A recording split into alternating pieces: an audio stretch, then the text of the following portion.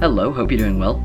I'm afraid I'm actually a bit under the weather this week, so if I sound a bit rough at any point during this video, then, don't worry, I'm just chock full of germs. Anyway, today's video is, as is often the case, one that I've been wanting to make for quite a while and have only just now gotten round to.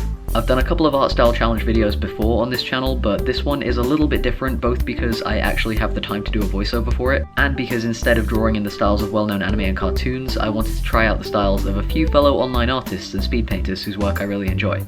As with my previous art style challenge videos, I couldn't really think of any one character I wanted to draw 10 times over, so I'm just going to be working from my avatar, as well as talking you guys through some of the processes that went into these drawings and the reasons why I like these artists so much. Let's get to it.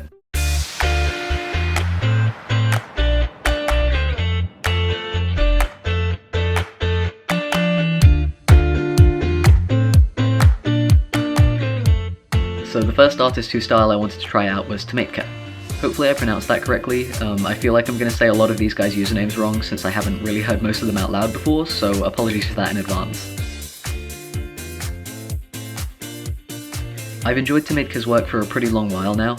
Their drawings have a really unique aesthetic that comes from mixing physical sketches and digital colouring, and it was cool to try and mimic that kind of look in my own drawing. I ended up using the marker tool for the line work, which was nice and familiar since that's the tool I tend to use in my own pieces.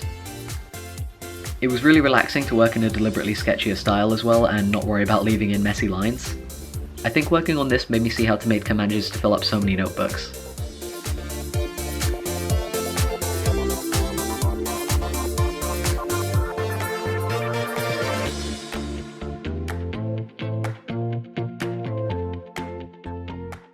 The colours ended up being pretty simple to apply, mostly consisting of flats with a touch of shading in certain areas.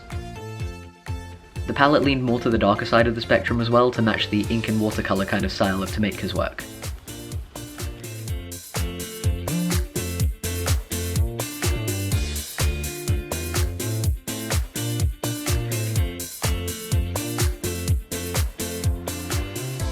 Konoira is another artist whose work I've enjoyed for a long time. I remember being blown away when I first saw some of their Jacksepticeye fan art a few years ago, and they've only gotten better since then. I also noticed while doing the sketch that their style falls somewhere between anime and Disney. Like, the thin line work and the kind of gestures and expressions they draw are the kind of style I'd expect to see in an anime, but then the eyes look more like they're from a Western animation. I don't know, it's a cool mix.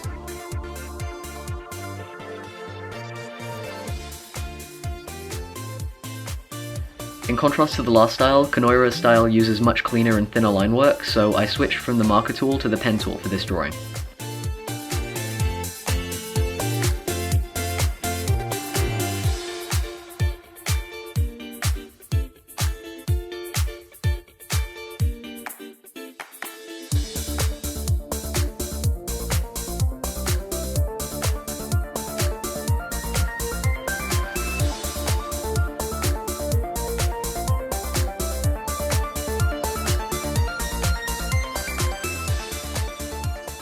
Konoira has been doing more painted style works recently, but for this drawing I drew from some of their older stuff, leaning more towards flat colour and cell shading. Since I did the line work with the pen tool, it meant the different areas of the figure were well separated, which made it very easy to apply the flats.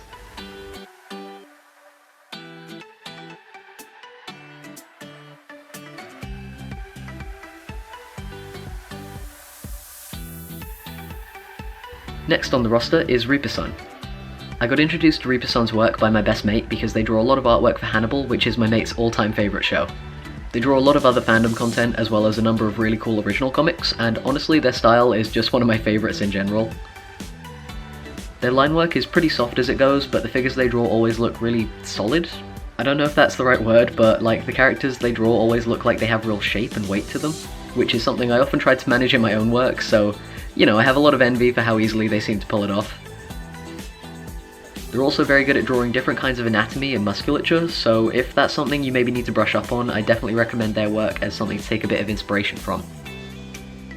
Having said that, I should probably mention for anybody who does want to look into their work further that a lot of it is intended for adult audiences in a number of ways. So any of you guys watching who are a bit younger, treat their age guidelines with respect and maybe just bookmark their page until you're 18.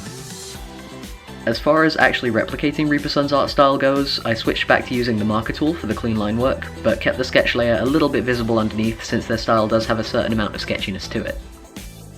Thankfully their colouring style is pretty simple as well, so I just applied some muted flat colours underneath the lines with a couple of light gradients on the skin tone.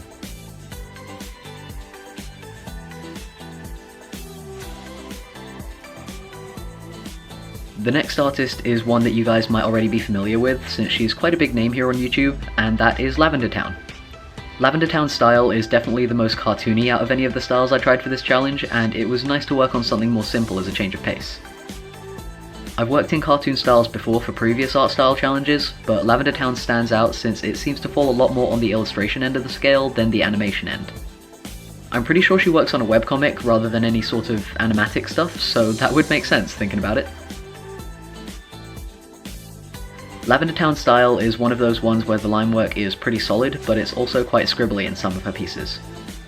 I don't want to say it looks like Tim Burton style, but you know that more gothic kind of swirly line work thing? Yeah, I don't know, it looks like it takes some inspiration from that.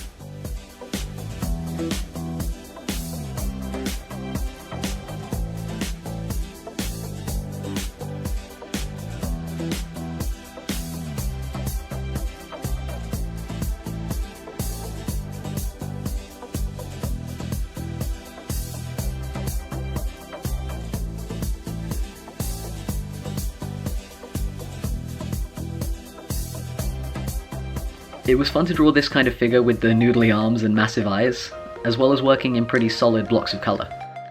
Actually, when it came to the colouring, I hadn't realised before drawing this that Lavendertown tends to leave the skin tone for her avatar just solid white. I thought they were just really pale, but hey, the more you know.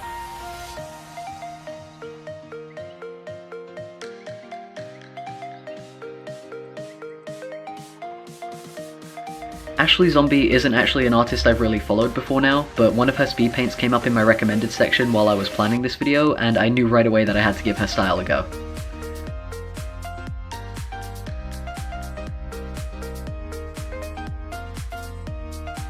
I'm not sure quite what happened with the pose for this one as well. I think I stretched while thinking of what pose to draw next, and I was like, yeah, that'll do.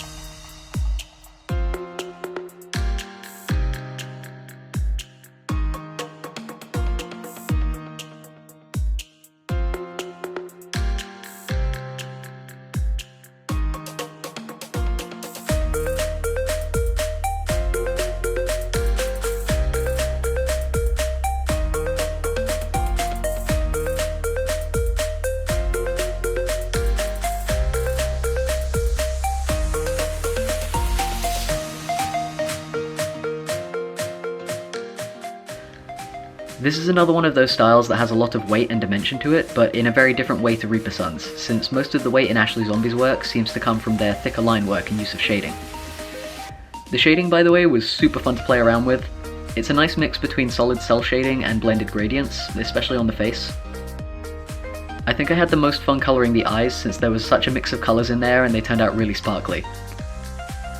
I also like doing the hair though, since it used such bright highlights and defined shapes, and I think it reminded me to maybe go a bit bolder next time I have to use similar lighting in my own work.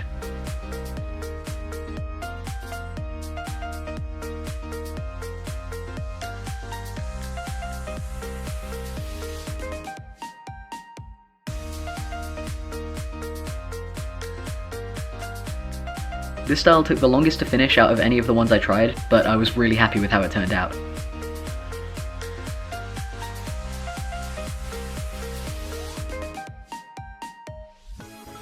Finch is another artist whose work I only got into recently, but I really love their style. It's the most anime looking out of any of the ones I tried for this video, but it's also very unique and kinda scribbly, which was both quite interesting and pretty tough to try and recreate since I had no idea how to apply the colour and make it work the way that they're able to.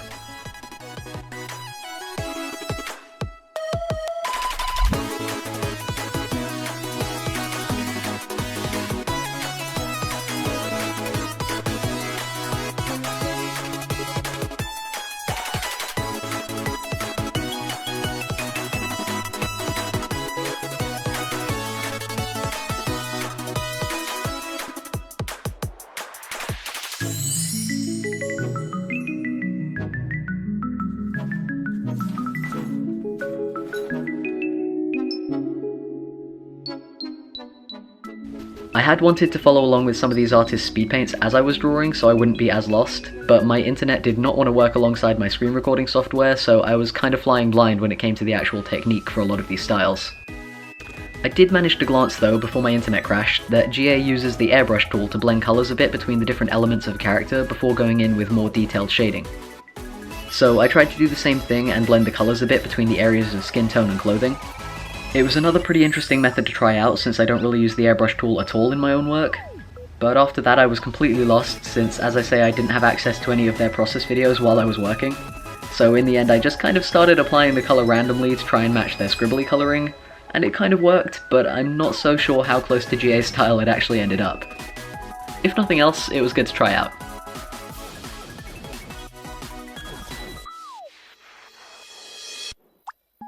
Elentori-Art has a style of drawing that is honestly just lovely. They're another artist who uses a lot of sketchy pencil-looking line work in their digitally coloured pieces, as well as doing some cleaner paintings. While I was trying to replicate their style, I was honestly kind of sad that I wasn't including backgrounds, because one of the things that always stands out to me in Elentori's art is the way that they do lighting. They tend to have certain elements in their pictures that glow or illuminate in some way, and those parts always stand out really nicely against the rest of the image. Overall though, the colouring on a lot of their pictures tends to look really warm, so that was the aspect I tried to reflect more in my own version, since, you know, no parts of my avatar's outfit are glow in the dark. This was another style where I used the marker tool for the line work and tried to keep it pretty sketchy. I also gave the lines a red tint and set them to the shade blend mode to really push those warm values. For the colours, I used a slightly noise textured brush to try and mimic the pencil-y style of Elentori's work.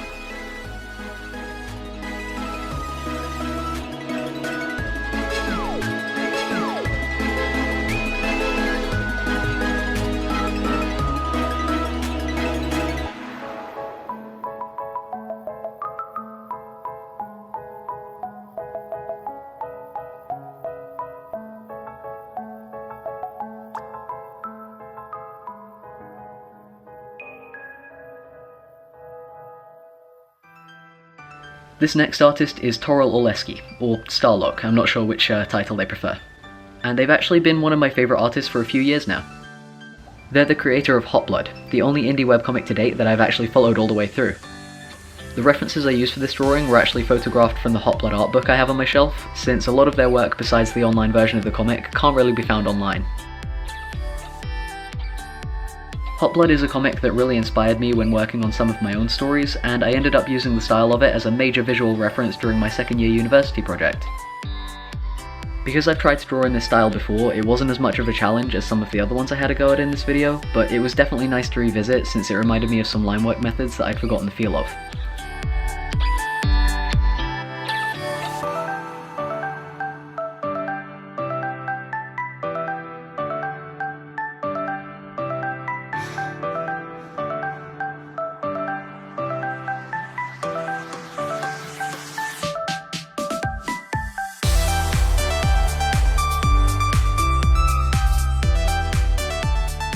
I've always loved the simple, slightly scribbly flat colour style that was used in the comic, and I remember after I first got into their art style, I started incorporating the sort of scribbly blush they put on their characters' faces into my own colouring technique. I feel like I've been enjoying the styles with more muted colour palettes the most as well.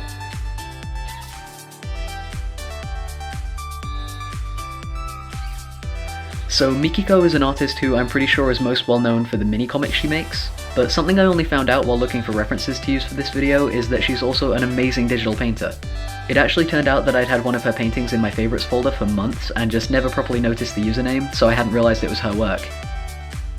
I really wanted to try out some of her digital painting methods for this video, but unfortunately it was at this point in the day that I started to get hit with the worst of this fever I'm currently rocking, so I just didn't have the energy. Maybe next time. It was nice to work in another more cartoony style at any rate, and this one obviously differed quite a bit from Lavendertowne's. The eyes are much less of a big feature on the face, and the limbs are less noodly. The line work was also a little bit thicker, and I actually ended up duplicating and flipping parts of it so I didn't have to worry about messing up the symmetry.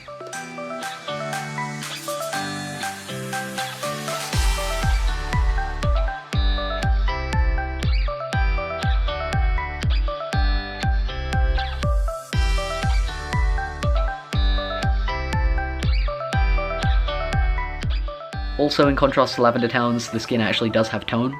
and some of the areas of colour also have gradients applied to them.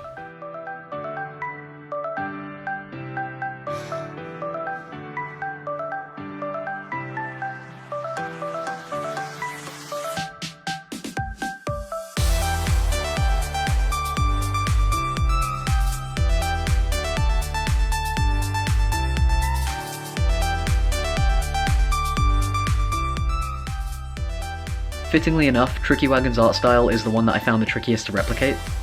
Their digital art falls somewhere between sketchy and lineless, and while it's very nice to look at, it's also very difficult to break down and try and get a grasp of when you're trying to give it a go yourself.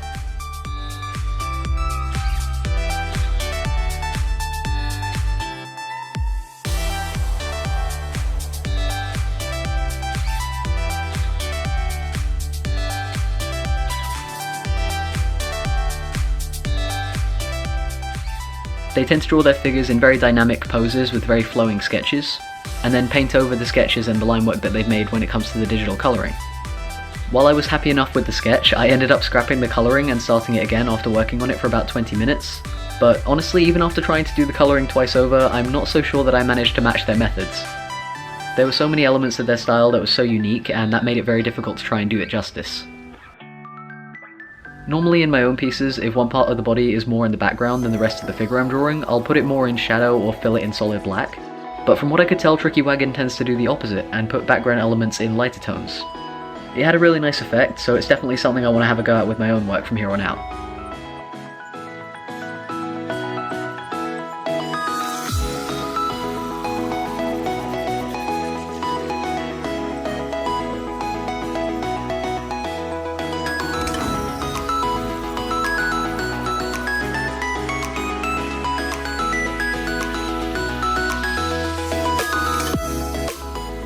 And with that, the challenge is complete. I had a lot of fun working on this set of drawings. I feel like it's always good practice to experiment with different styles like this from time to time, because it really opens your eyes to techniques that you might not have explored before.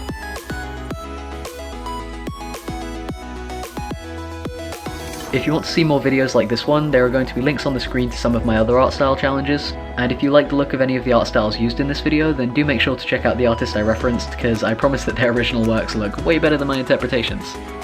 Anyway, for now, thank you very much for tuning in, and I will hopefully see you next time.